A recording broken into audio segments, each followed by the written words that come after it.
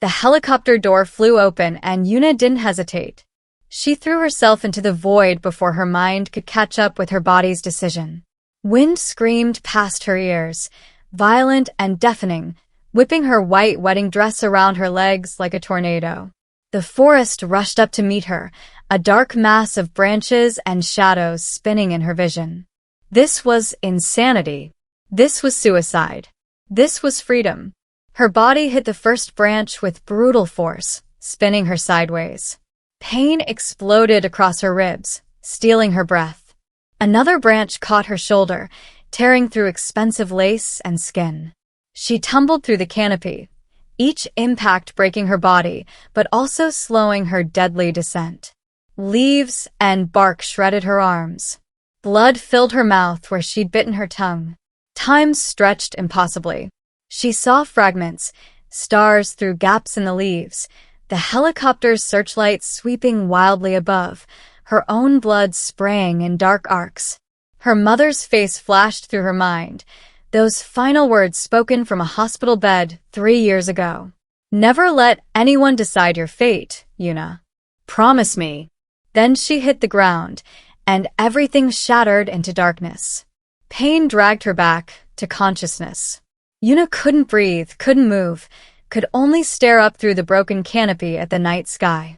Every nerve in her body screamed. She tried to move her fingers. They responded, barely. Her toes, pain but movement. Nothing felt definitively broken, but everything felt destroyed. Above, the helicopter circled like a predator. The searchlight cut through the trees, sweeping back and forth. Voices crackled over radios, distant but distinct. "Do you see her?" Negative. Too much canopy coverage. She couldn't have survived that fall. Check the trajectory. Are you insane?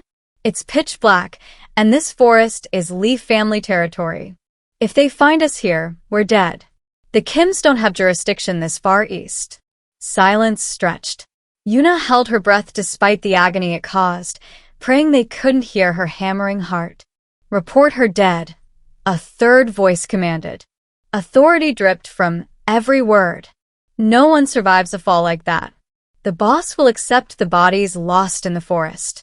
Natural causes, tragic accident, whatever story sells. Just get us out of Lee territory before we start a war we're not ready for. The helicopter banked away, the sound of its blades gradually fading into the distance. Yuna lay motionless, listening to the silence wrap around her like a blanket. They thought she was dead. Good. Before we continue, please subscribe to our channel and let us know where you're watching from. Don't forget to like the video and leave a comment. Thank you. Let them think it. Let everyone think it. She was alive. Against every law of physics and probability, she was alive. The thought made her want to laugh, but moving her chest hurt too much. She'd jumped from a helicopter to escape men who planned to kill her, and somehow, impossibly, she'd survived. Now what? Now she had to keep surviving. Moving was torture. She rolled onto her side, gasping as her ribs protested with white-hot pain. Blood soaked through her wedding dress. She couldn't tell how much was hers versus dirt versus the forest itself claiming pieces of her. Her right ankle throbbed, swollen to twice its normal size. Her left shoulder hung at a wrong angle, definitely dislocated. But she was breathing. She was conscious. She could move. That had to be enough.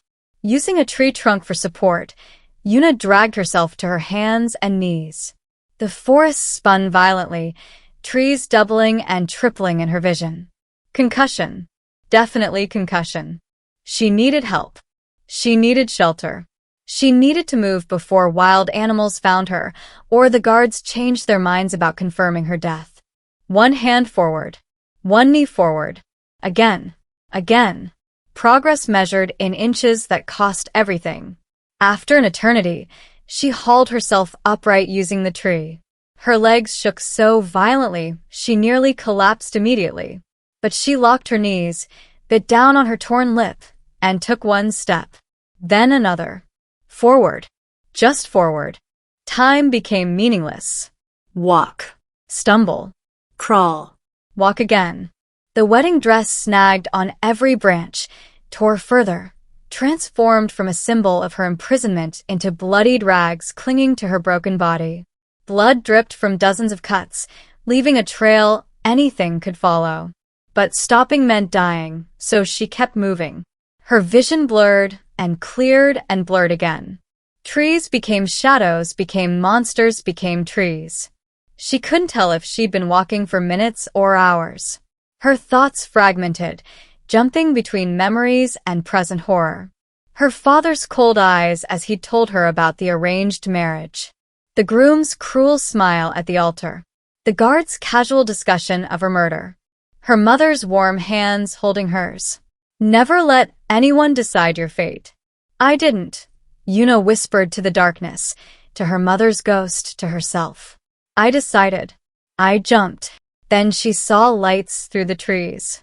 Not the harsh sweep of searchlights, steady, warm, artificial lights. A building. Civilization. Hope sparked in her chest, painful and desperate. Yuna pushed forward with renewed determination, each step an act of defiance against her body's screams to stop. The trees thinned gradually, revealing a massive estate surrounded by high stone walls. Guard posts flanked an iron gate, security cameras mounted on every corner, sensors probably buried in the ground. This was private property, heavily secured private property. Probably another criminal organization's fortress. She should run. Hide. Find anywhere else. But her body had nothing left to give. The last of her adrenaline evaporated, and her legs simply stopped working. She collapsed at the tree line, half hidden by shadows, her strength finally and completely depleted. The ground felt almost comfortable against her shredded skin. Maybe she'd just rest here for a moment. Close her eyes for 1 second. Just 1 second. Well, this is interesting. The voice cut through her fading consciousness like a blade, deep, male, cultured, with an edge of dark amusement. Yuna forced her eyes open and saw polished black shoes first, expensive Italian leather, without a single scuff. Her gaze traveled up past perfectly tailored suit pants, a black shirt that probably cost more than her entire wardrobe, to a face that belonged in magazines or corporate billboards. Sharp jawline, high cheekbones, dark eyes that held no warmth, only calculating intelligence. Black hair styled with careless perfection. He crouched beside her with fluid grace, studying her the way a scientist might examine an unusual specimen, curious but detached. A bride, he continued, reaching out to touch the torn lace of her dress. His fingers were long, elegant, and cold. Running from what? Regret? Cold feet. His eyes traveled over her injuries, and something shifted in his expression. Or something considerably more dangerous? Yuna tried to speak, but only a croak emerged. Blood bubbled at her lips, and she tasted copper and earth. The man's expression didn't change, but something flickered in his dark eyes. Interest, perhaps. Or recognition. He pulled out his phone with movements so smooth they seemed choreographed, never taking his gaze from her face. "Min-ho," he said in Korean, his voice sharp with command. "Bring the car to the east perimeter. And get Dr. Park here immediately. Tell him it's urgent but discreet." He ended the call and looked back at her. In the dim light from the estate, his face was all shadows and sharp angles. Beautiful and terrifying in equal measure. "Who did you run from?" he asked. She managed one word, thick with blood and pain and truth. "Everyone."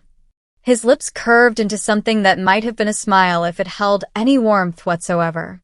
It didn't. Everyone. That's quite an extensive list of enemies for someone so young. He tilted his head, studying her like a puzzle he was deciding whether to solve. "Can you walk?" Yuna tried to push herself up. Her arms shook, gave out immediately, and she collapsed. The man caught her before her head hit the ground, his reflexes inhumanly fast, his grip surprisingly gentle despite the strength she could feel in his hands. He studied her face for a long moment, and she saw calculations happening behind those cold eyes. Decisions being made about her value, her usefulness, her fate. Just like everyone else in her life. "Please," she whispered, "don't send me back." Something flickered across his face, too quick to identify.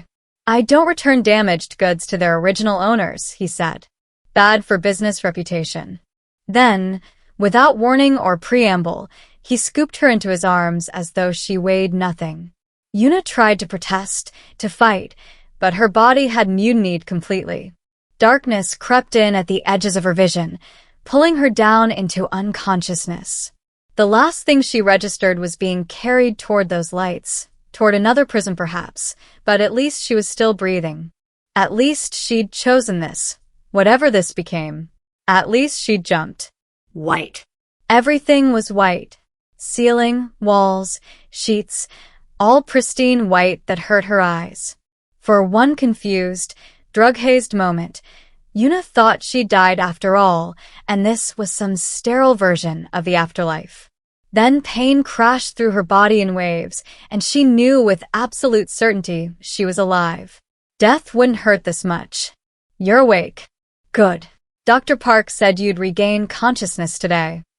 She turned her head, slowly, carefully, even that small movement sending sparks of agony down her neck, and found him sitting in a leather chair by the window. The man from the forest. He wore different clothes now, charcoal slacks and a crisp white shirt with sleeves rolled to his elbows, revealing forearms marked with faint scars. He held a tablet, reading something with focused attention. Morning light streamed through floor-to-ceiling windows behind him, casting his face in partial shadow. She still couldn't tell if he was her savior or her next captor. "Where am I?" Her voice came out as a raspy whisper, her throat raw. "My home." He didn't look up from the tablet. "You've been unconscious for 3 days. Dr. Park said you're remarkably lucky. Dislocated shoulder that's been reset, 3 cracked ribs, severe lacerations requiring 47 stitches, mild concussion and countless bruises. But nothing permanently damaged." He's quite impressed, actually. Most people don't survive falling from helicopters. Ice flooded her veins despite the warm room. "How did you?" "Please." He set down the tablet, his full attention shifting to her like a spotlight. Those dark eyes miss nothing. "You arrive at my doorstep in a wedding dress, covered in blood, with injuries consistent with a fall from significant height, and there were reports of a helicopter searching these woods 3 nights ago. I'm many things, but stupid isn't one of them." Yuna tried to sit up. Pain exploded through her ribs like lightning, stealing her breath. She gasped and fell back against the pillows, vision swimming. "I wouldn't recommend moving yet," he said with clinical detachment. "Your body needs time to heal. Dr. Park says another week of bed rest minimum before you attempt anything strenuous. Like running away, for instance." "I need to leave." Panic edged her voice, making it crack. "If they find me here, if anyone knows." "They won't. My security is excellent, and officially you're dead." He stood, walking to the window with his hands in his pockets. "The Kim family held a very touching memorial service yesterday. Your father gave a tearful speech about losing his precious daughter. It was quite moving, according to the news reports. Several rival families sent flowers." She stared at his back, trying to process his words. "You know who I am. Park Yuna, 24 years old. Only daughter of Park Jin-woo, head of the Park family syndicate. Educated in Switzerland, speaks 4 languages, degree in international business. Engaged, well, formerly engaged, to Kim Tae-hyun, eldest son of the Kim family. The marriage was supposed to unite 2 of Seoul's most powerful criminal organizations." He turned to face her, leaning against the window frame. It was all over the news. The wedding of the decade, they called it. Peace through marriage. Very romantic. Very political. Very doomed. "Who are you?" she whispered. Rude of me not to introduce myself properly. He inclined his head slightly, a mockery of polite society. Kong Jian. I believe you're currently bleeding on my very expensive sheets. The name hit her like a physical blow. Kong Jian. Everyone in Seoul's underworld knew that name, whispered it with equal parts respect and terror. The Kong family controlled the Eastern Territories, ran operations so clean the police could never make charges stick, and had a reputation for brutal efficiency. And their leader was standing in front of her, studying her like an interesting problem. Why did you help me? She asked. I haven't decided if I did help you yet. He moved closer to the bed, stopping just out of reach. You're quite valuable, Park Yuna. Both families think you're dead, which means you're a ghost. Ghosts can be very useful. Or very inconvenient. You're going to sell me back to them. It wasn't a question. Of course he was. That's what men like him did. Saw opportunities, exploited weaknesses, profited from others' desperation. I could, he agreed. Your father would pay handsomely for his daughter's return. The Kims would pay even more to finish what they started. But that seems wasteful, don't you think? He sat on the edge of the bed, close enough that she could smell his cologne, something dark and expensive. You jumped from a helicopter rather than marry into the Kim family. That suggests you knew something, heard something, discovered something worth dying to escape. So tell me, Ghost Bride, what secret is worth all this blood? Yuna met his eyes, saw the predator lurking behind the civilized facade, and made a calculation of her own. He could have turned her over already. Could have called her father or the Kims the moment he found her. But he hadn't. That meant he wanted something else. They were going to kill me, she said. After the wedding. Make it look like an accident to start a war between the families. I was never a bridge to peace. I was kindling for a fire. Jae-hyun's expression didn't change, but something flickered in his eyes. Interesting. And which family planned this? Both of them.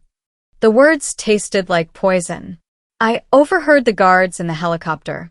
The Kims wanted war to eliminate my father. My father wanted war to eliminate the Kims before they grew too powerful. I was just the excuse they both needed. So you jumped. So I jumped. She held his gaze, refusing to look away, even though every instinct screamed at her to show submission. I'd rather die on my terms than live as someone's pawn. Silence stretched between them, heavy with unspoken calculations. Jae-hyun studied her with those unreadable dark eyes, and Yuna felt like he was peeling back layers of her soul, seeing things she'd never shown anyone. You have spirit, he finally said. Stupid spirit that nearly got you killed, but spirit nonetheless. He stood, straightening his shirt. Here's what's going to happen. You'll stay here while you recover. My staff will provide everything you need. In return, you'll tell me everything you know about your father's operations and the Kim family's plans. And then what? You'll kill me yourself? Save them the trouble? Then we'll see if you're worth keeping alive. He walked toward the door, paused with his hand on the handle.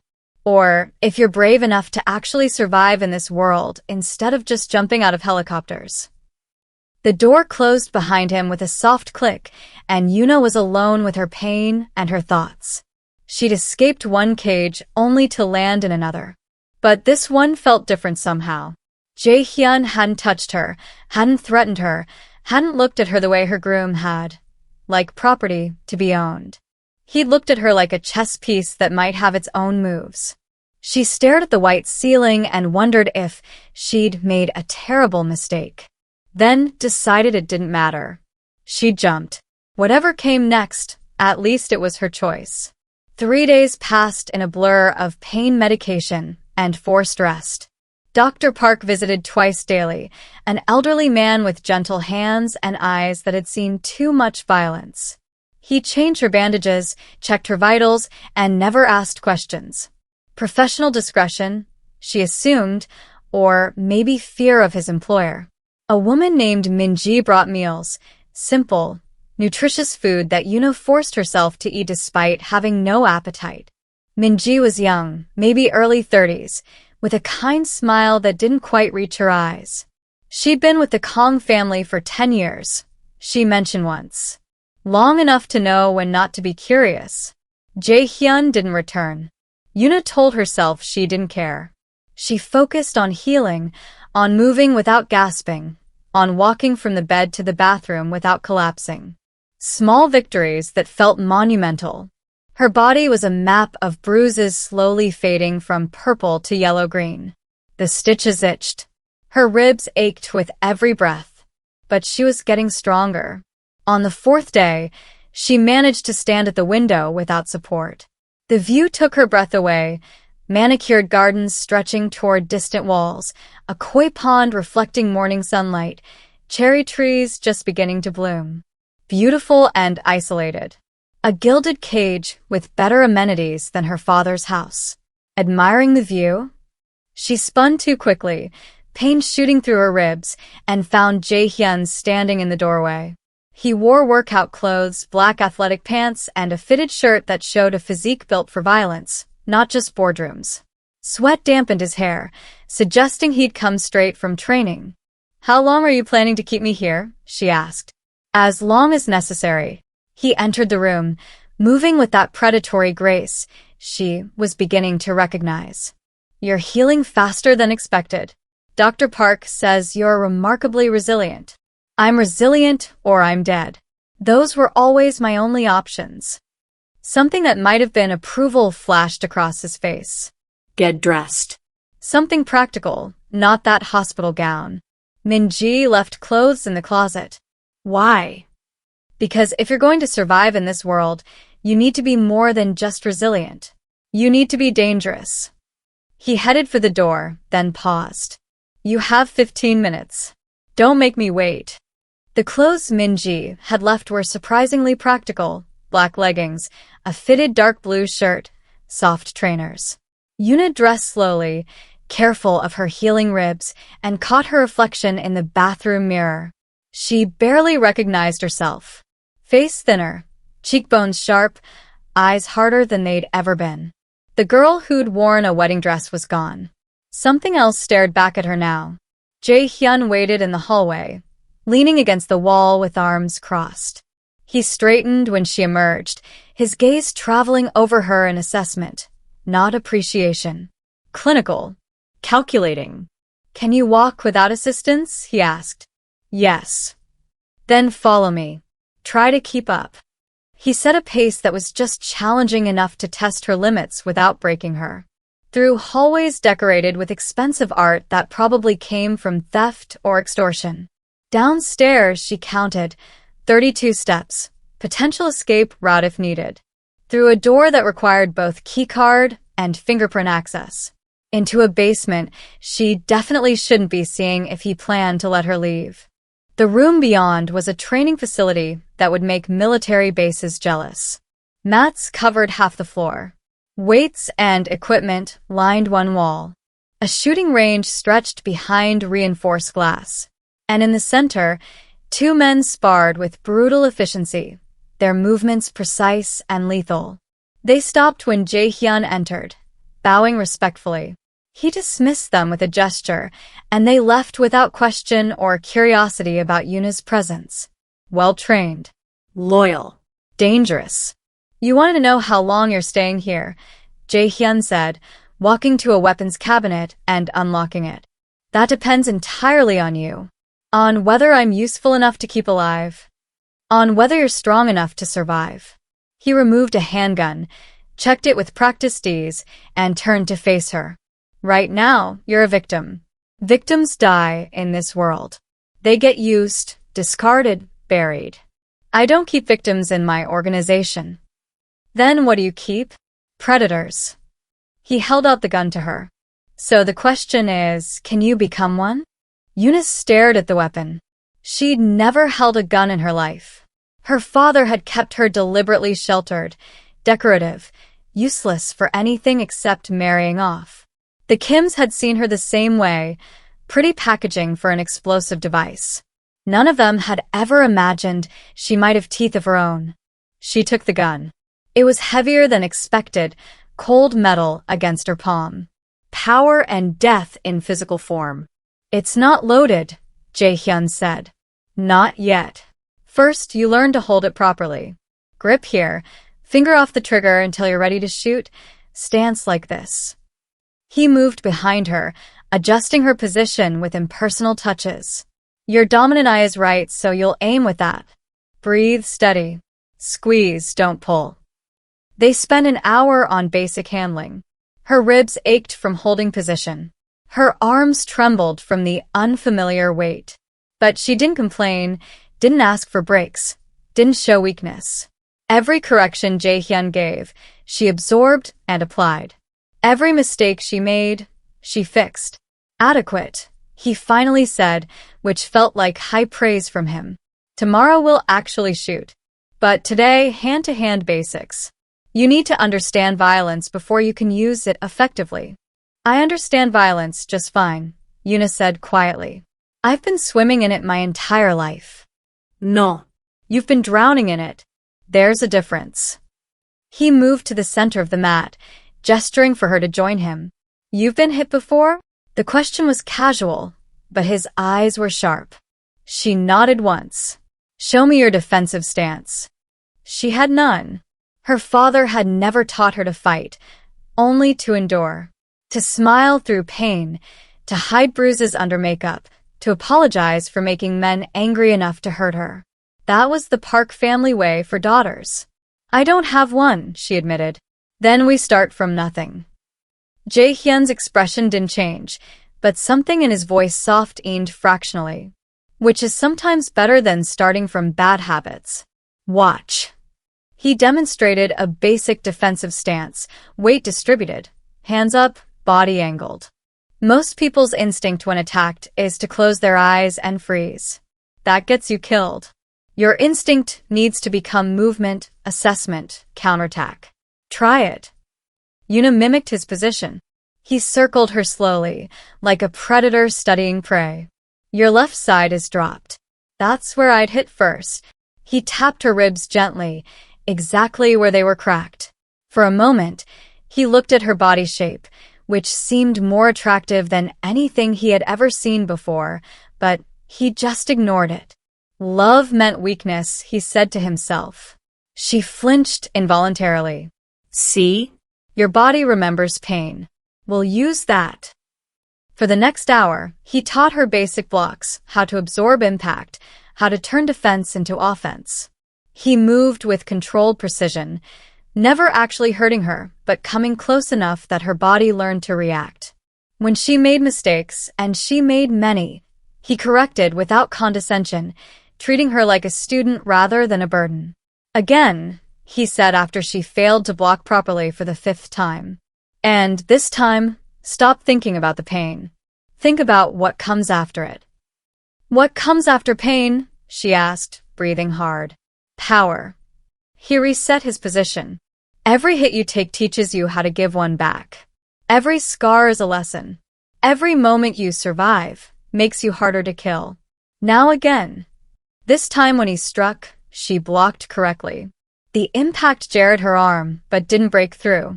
Something fierce flashed in his eyes, approval mixed with something else she couldn't quite identify. Better. You're learning. They continued until sweat soaked through her shirt and her muscles screamed for mercy. Jae-hyun barely looked winded, but he called an end to the session when she stumbled on a simple movement. That's enough for today. You're still healing. He tossed her a towel. Same time tomorrow. Don't be late. Why are you doing this? Yuna asked, wiping sweat from her face. Training me, I mean. If I'm just an asset to be traded or eliminated, why waste the effort? Jae-hyun was silent for a long moment, studying her with those unreadable eyes.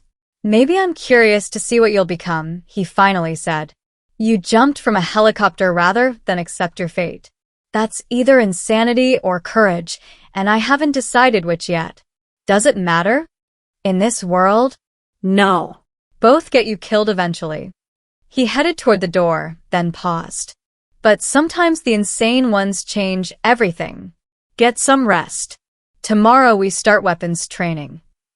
The days blurred into a brutal routine. Morning training with Jae-hyun, hand-to-hand combat that left her bruised and aching. Afternoon weapon practice at the range, learning to shoot, to maintain guns, to respect the weight of taking a life.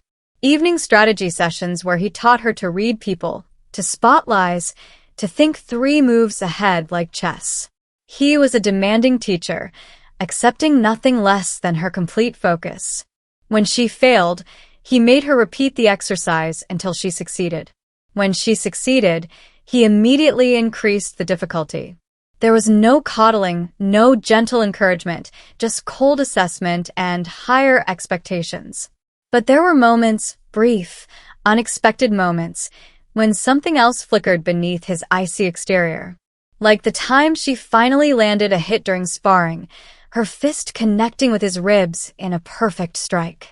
His eyes had widened fractionally, surprise breaking through his control, and then he'd smiled. Actually smiled. It transformed his face from threatening to devastating, and Yuna's heart had stuttered in a way that had nothing to do with physical exertion. Good, he'd said, and the single word felt like a trophy. Or the evening he'd found her on the balcony outside her room, staring at the sunset with tears streaming down her face.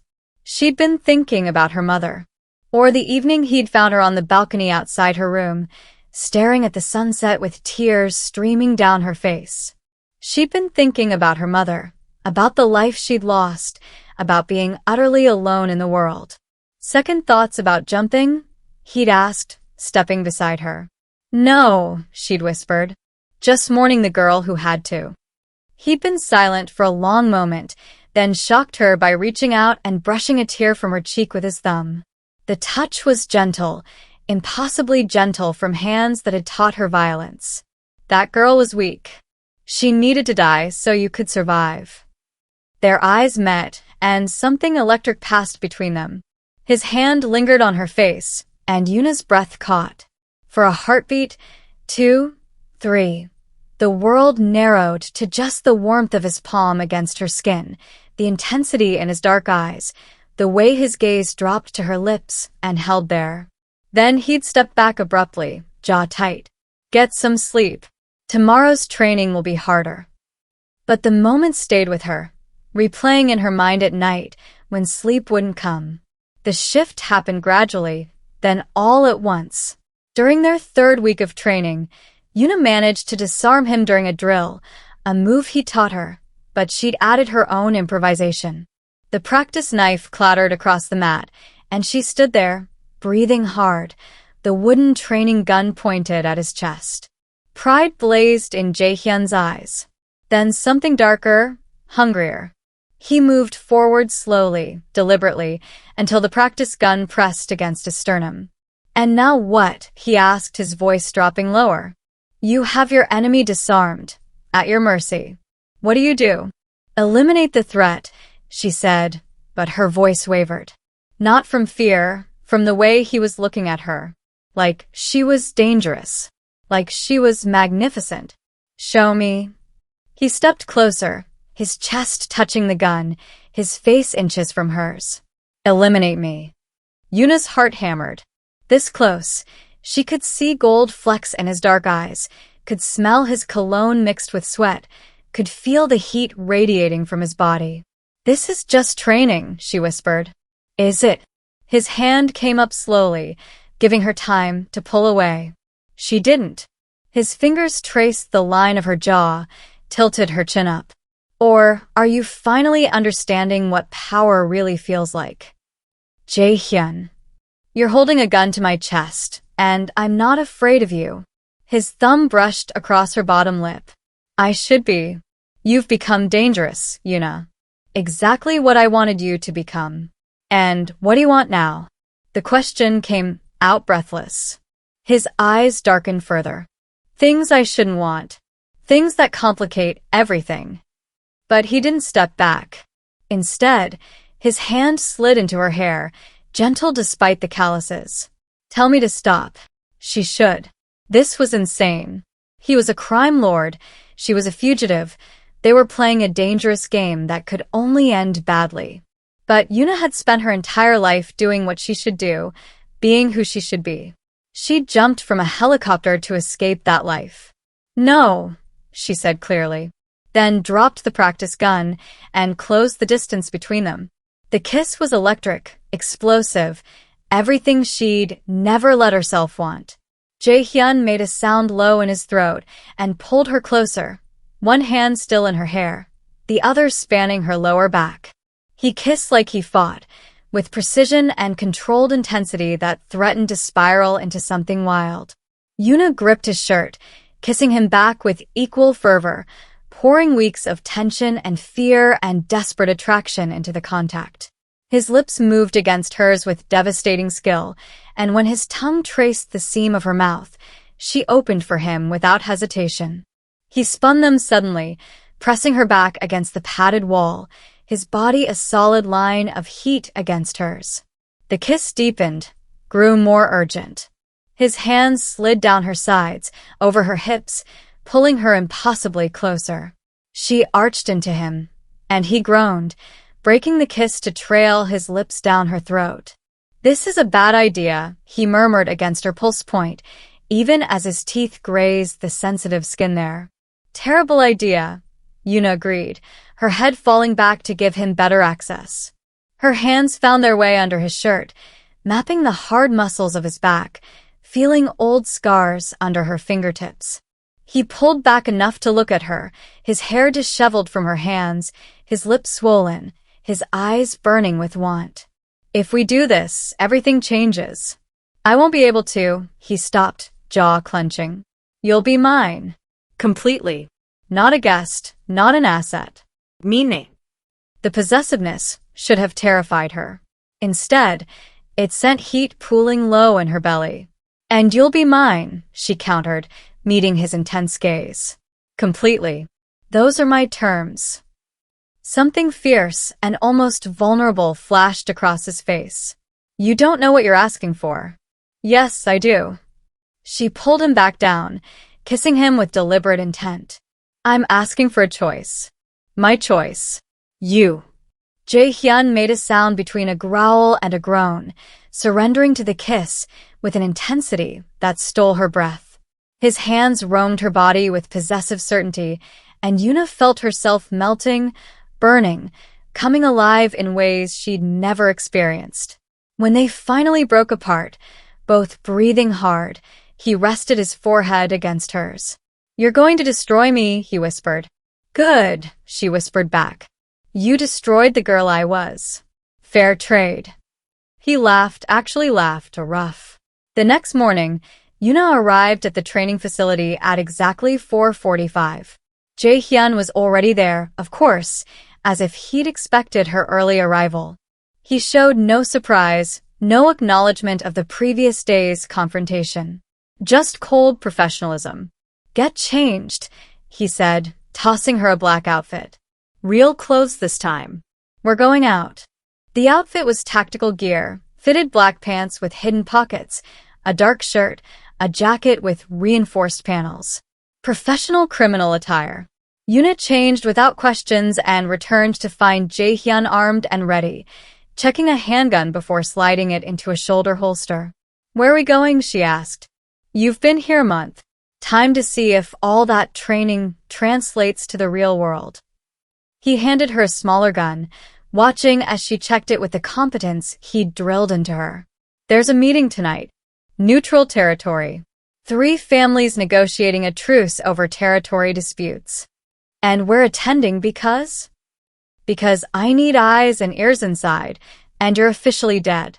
No one will recognize you." He studied her critically. "Especially not after Minji finishes with you. Follow me." Minji transformed her over the next 2 hours. Dark contacts to change her eye color. Hair dyed black and cut shorter, styled differently. Subtle makeup that altered the shape of her face. When Yuna looked in the mirror, a stranger stared back, harder, colder, someone who could blend into the criminal underworld without raising suspicion. "Perfect," Jae-hyun said from the doorway, his gaze traveling over her with professional assessment. "You'll pose as my associate. Don't speak unless necessary. Watch everything. Listen to everything. Report back to me everything. You still don't trust me to do more than observe? Trust is earned through results, not potential. He checked his watch. The meeting starts in 2 hours. There will be at least 50 people there, guards, representatives, leaders. Your father will likely attend. The Kims definitely will. Can you handle seeing them without reacting? Yuna's hands clenched involuntarily at the mention of her father and former groom. Yes. Convince me. She met his eyes steadily, channeling every ounce of ice he'd taught her to cultivate. Park Jin-woo sold me like property. Kim Tae-hyun planned to kill me. They're not my family. They're targets I'm not yet strong enough to eliminate. But I will be. Eventually. Something flickered in Jae-hyun's expression, approval mixed with something darker. Good answer. Let's go. The meeting took place in a high-end restaurant that had been closed for a private event. 3 families had claimed different sections, the Parks in the east corner, the Kims near the bar, and the Lees by the windows.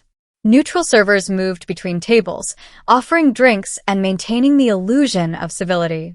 But Yuna could feel the tension crackling through the air like electricity before a storm. Jae-hyun entered with her at his side, and conversation stuttered. The Kong family's presence hadn't been expected. He moved through the room with absolute confidence, nodding acknowledgments to leaders, his hand resting casually on Yuna's lower back, a possessive gesture that marked her as his.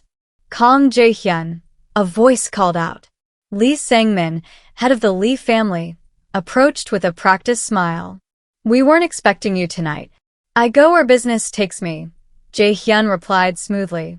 And territorial disputes affect all of us. I thought I'd observe, ensure the peace is genuine. Of course. Always cautious. Lee's gaze slid to Yuna with curiosity. And your companion? My associate. She's learning the business. Lee studied her for a moment too long, and Yuna kept her expression blank, bored even, as Jae-hyun had instructed. Finally, Lee nodded and moved away. Stay close, Jae-hyun murmured. Your father just arrived. Yuna's heart slammed against her ribs, but she kept her face neutral. Park Jin-woo entered surrounded by bodyguards, his expression grave and tired. He'd aged since she'd last seen him, more gray in his hair, deeper lines around his mouth. He wore mourning colors still, playing the grieving father perfectly. Behind him came the Kims. Kim Tae-hyun looked exactly as she remembered, cold, handsome, cruel. He scanned the room with predatory interest, and for one terrible moment, his gaze passed right over her. No recognition. The disguise worked. Gentlemen, a moderator called, a neutral party paid handsomely to oversee the negotiation. Please take your seats. We have much to discuss. The meeting began with territorial disputes, shipping route conflicts, standard criminal politics. Yuna observed everything as Jae-hyun had taught her. Who sat where, who made eye contact with whom, whose hands trembled when certain topics arose, who was lying. Then her father stood to speak. Before we proceed further, I want to address the tragedy that brought us here, Park Jin-woo said, his voice heavy with manufactured grief. My daughter's death created a void in the peace agreement between the Park and Kim families. The marriage that would have united us was stolen by violence. Lies. All lies. Yuna's nails dug into her palms, but she kept her face expressionless. Kim Tae-hyun stood next. The Parks accuse my family of negligence in protecting the bride. We maintain our security was adequate. Someone sabotaged the helicopter, likely the Lees, attempting to prevent our alliance. Lee Sang-min shot to his feet. How dare you accuse? Gentlemen, the moderator's voice cut through rising tensions. This is precisely why we're here. To address these accusations with evidence, not emotion. The meeting devolved into arguments, accusations flying like weapons. Yuna watched the chess game unfold, each family positioning for advantage, using her death as leverage. She was more valuable dead than alive, a martyr for their political maneuvering. They're all lying, she whispered to Jae-hyun during a brief recess. Obviously. The question is what truth they're hiding. His eyes never stopped moving, cataloging threats. Your father keeps looking at Kim Tae-hyun with barely concealed hatred. Not grief, hatred. And Kim looks satisfied, not defensive. What does that tell you? Yuna considered. The plan worked. They wanted me dead. They got what they wanted. Now they're fighting over who gets blamed to gain sympathy from other families. Clever girl. And neither of them actually cares that I'm gone. They're just angry the other got what they wanted too. The realization should have hurt. Instead, it felt freeing. They deserve each other. They deserve worse, Jae-hyun said quietly. But that's not our play tonight. Tonight, we gather information. The meeting reconvened, but before discussions could resume, gunshots exploded outside. Everyone froze. More shots, closer now. Shouting. The distinctive sound of automatic weapons. Ambush, someone yelled. Chaos erupted. Bodyguards drew weapons, leaders dove for cover. Jae-hyun grabbed Yuna's arm, pulling her behind an overturned table as bullets shattered the restaurant's windows. Glass rained down like deadly snow. Stay down, he ordered, returning fire with calm precision. But Yuna saw what he hadn't. Kim Tae-hyun moving through the chaos with purpose, heading not for cover, but toward the emergency exit. And her father's men were creating a distraction, firing wildly to cover his escape. This wasn't a random attack. This was coordinated. They're working together, she realized. This whole meeting was a setup. What? My father and the Kims. They staged this attack to eliminate the Lees and anyone else who might challenge them. She grabbed Jae-hyun's arm. We need to leave. Now. They're going to blow the building. He stared at her for one moment, calculating, then nodded. Go. Back exit. I'll cover you. They moved together through the chaos, Jae-hyun shooting with lethal accuracy to clear their path. Yuna's training kicked in.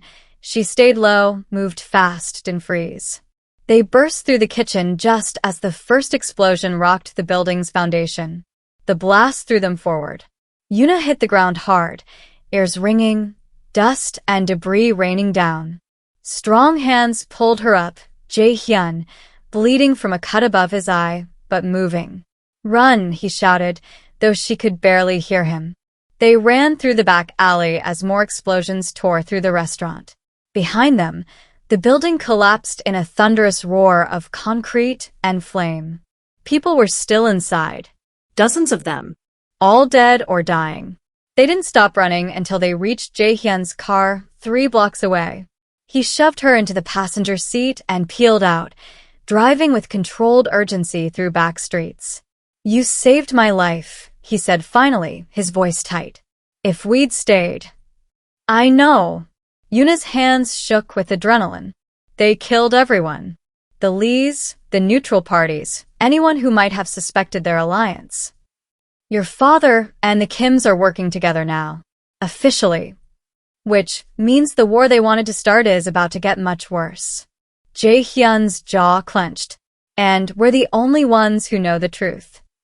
They returned to the estate in tense silence. Jae-hyun's men swarmed them immediately, checking for injuries, asking questions.